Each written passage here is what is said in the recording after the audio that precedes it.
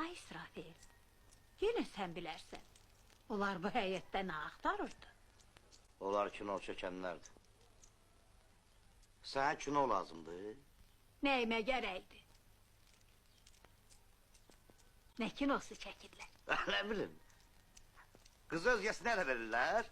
Bu da kızın birinci sevgilisi gelir çıkır askerlikten. Elinde de bomba.